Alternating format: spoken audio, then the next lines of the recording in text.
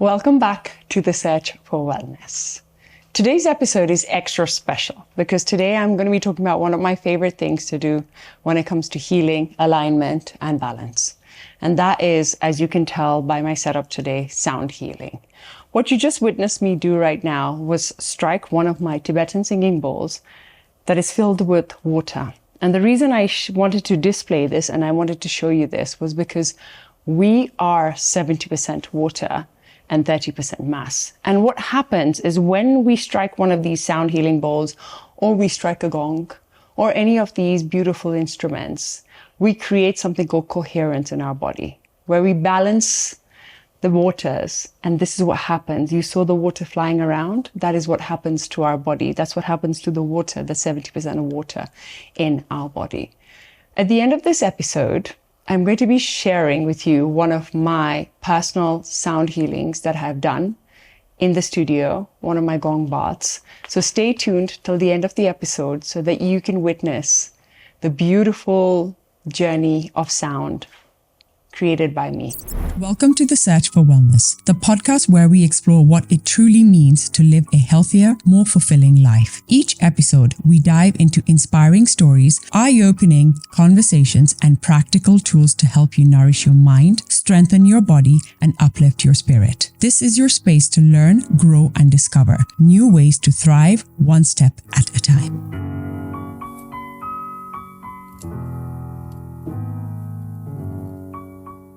Just a gentle reminder, sound healing is supposed to be a supported practice. It is not supposed to be a replacement for any medical treatment. It is just supposed to be there to support you and to bring you back into alignment. As many of you already know, I am a sound healer. I have been practicing sound healing for over 4 years now, just over 4 years now. And this journey of my sound healing did not come easily. It came through my own healing journey and through my own learnings. And what happened in this was that when after my diagnosis, I went back to London and I wanted to get some sort of healing. I wanted to find myself again. I wanted to find connection to myself again. I didn't even know what I wanted at that point. But then I ended up coming to a studio, a random studio, and I ended up signing up for one of these lessons. And it was amazing. It was a gong bath.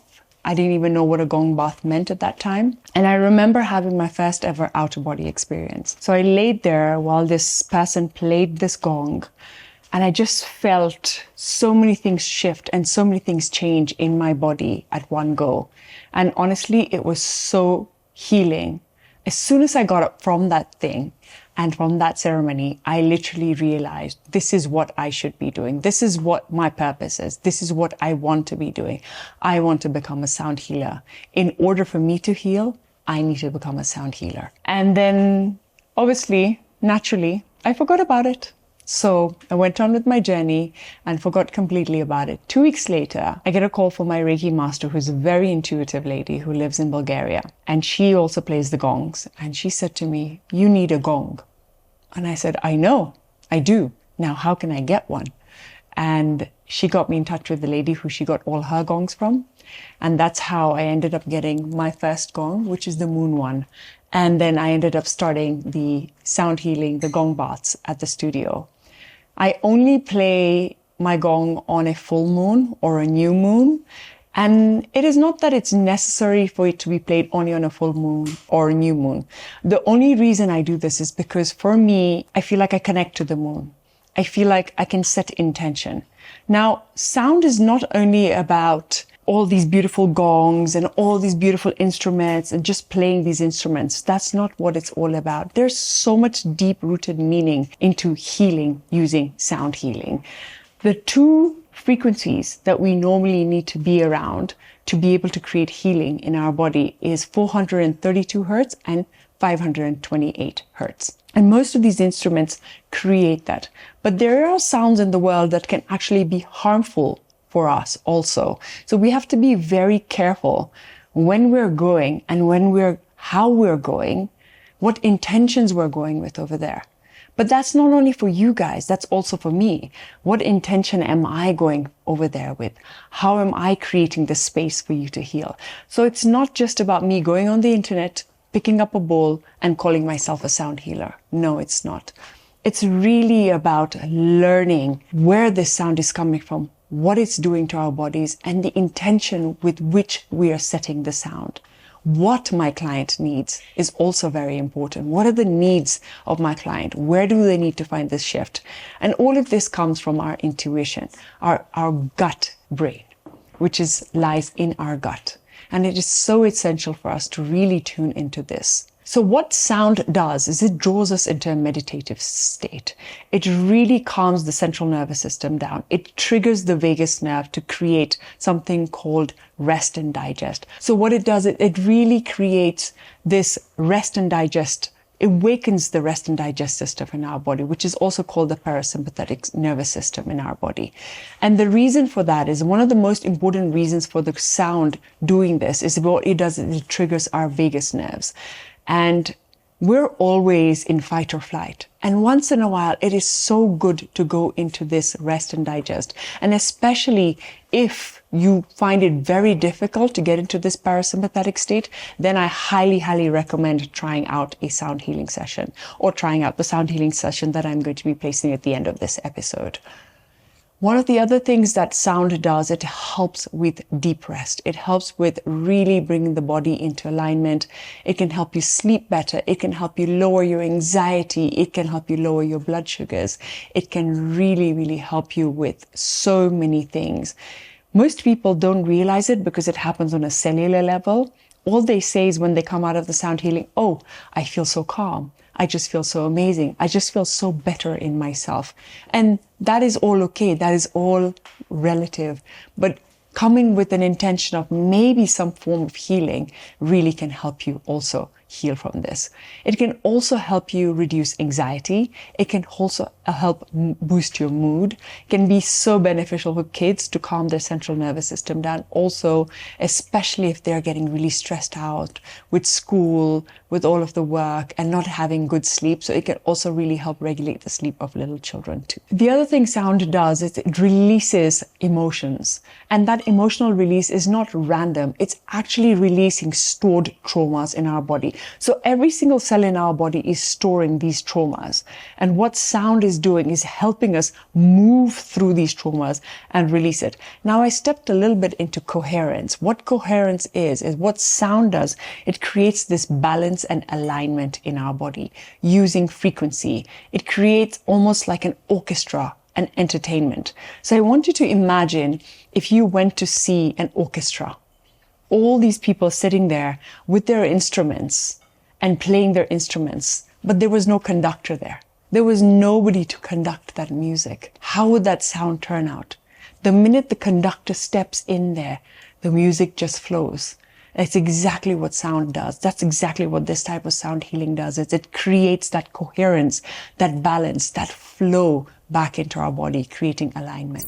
This podcast was created to remind you that we are all on this wellness journey together. If you're enjoying these conversations here, I'd love for you to subscribe, share, and spread this love. Your support means the world to us, and it really helps this community grow. With gratitude, lots and lots of love, always. So science has also been starting to catch up with sound healing, and it's not something new. This is stuff that's been dated back for decades. Unfortunately, it wasn't shared widely before because, again, it wasn't profitable for them. There have even been studies that have shown that when they put unhealthy cells on a petri dish and then they create these sounds, these cells have been able to create healing and back into alignment. There is even a FDA-approved study that has come out from the University of Michigan where they have actually used sound, using ultrasound therapy and sound healing to actually help reverse cancer cells, lung cancer cells. And this has actually been FDA approved. I know that it's very new and it's not completely been studied fully, but this is so promising. It is so promising to see that medicine, modern medicine is moving into these healing modalities and realizing that these things work. And they go hand in hand with normal treatment too, and they can support you with both your conventional treatment while you can do sound therapy. So sound therapy has got so much encouragement. Even Einstein himself said it. Even Albert Einstein himself said it. The future of medicine will be the medicine of frequencies. We are physics before we are biology. We are energy before we are cells. When we use sound with the right intentions, then we know that we are going in the right path. Now I invite you to find a comfortable position. You can even pause this video now and lay down, find a comfortable position, gently close your eyes, be in a quiet space, and just let the guided sounds of this healing journey take you into places where you will find true alignment, true coherence, and true healing. I hope that this episode brings you balance, harmony, alignment, love, and abundance. Lots and lots of love.